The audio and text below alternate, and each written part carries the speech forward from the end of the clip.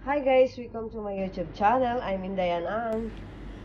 Nagbablog po ako guys kasi lahing papasalamat ko na maagang pamasko na binigay sa akin ng anak ng amo ko.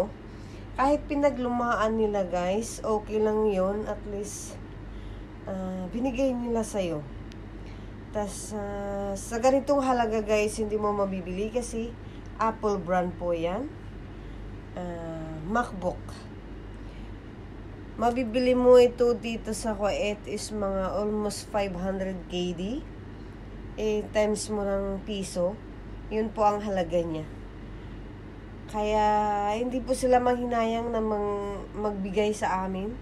Kasi sa sobrang tagal na po namin dito guys. Ako almost 9 years na po ako. Ang sobrang bait po nila guys. At saka nagpasalamat din ako sa Panginoon na binigyan kami ng amo na mabait, mga anak na mabait. Lahat po. Wala kaming may sabi sa mga amo namin. Ito na po, bubuksan ko na po yung laptop guys. Yan po siya guys. Ayan. Bubuksan ko po to. Ayan siya. Ayan.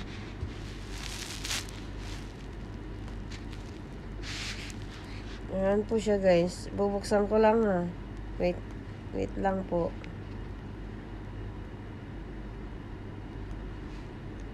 Ayan po siya guys. Diba? Sobrang thankful po kasi binigyan ka ng ganitong halaga na wait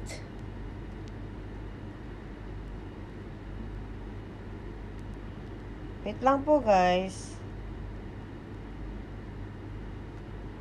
Ayan. Kaya kung ako lang guys, hindi ko ito mabili kasi sobrang mahal. Mula sa iPhone 7 binigay niya sa akin noon, hindi ko na i-vlog. iPhone 7 at saka itong iPad Apple brand din po kasi mahilig sila sa Apple brand.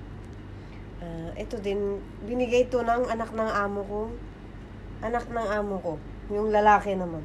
Ito yung anak ng babae niya. Sobrang thankful po ako guys kasi hindi mo mabili to, hindi ka na makaisip na makabili ng ganitong halaga. At saka kulang din yung sahod mo guys. Diba guys, excited lang po ako na nakalaptop na ako ng ganito na Apple brand sa may markang MacBook. So hanggang nandito ako guys sa Kuwait, may magagamit ako. Kahit luma siya guys, magagamit mo pa rin to. Kasi hindi naman siya totaling shutdown or magagamit mo pa. Ayan, nakukunik pa yung wifi guys. Ayan siya. Nakukunik pa sa wifi nila kasi hindi pa na reformat. Ito naman po guys, mabibili nyo to sa pagga ngayon. Mabibili nyo to ngayon sa 15,100 KD.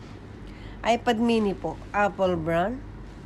Kasi mahilig sila sa Apple brand guys. Lahat yung mga cellphone nila, mga iPhone, iPad, iPhone. Kasi yung mga alaga namin, may mga bago na pong, yung alaga namin lalaki, may bagong MacBook din na yung slim. Tsaka yung alaga namin babae, may iPad na siya na bago.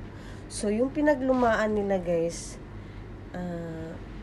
kung hindi sila manghinayang magbigay sa'yo kasi sa sobrang tagal na namin dito guys,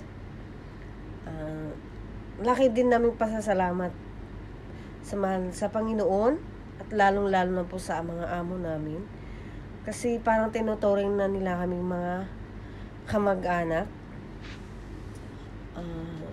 Pinapakain naman nila kami ng maayos. sinasahuran naman po nila kami ng maayos, tinrato naman po nila kami ng tao, hindi ko gaya ng iba na tinatrato na aso, ganito, ganito. Hindi, sawa ng Diyos, okay naman po sila guys. Kaya wala po kami masasabi sa mga amo namin.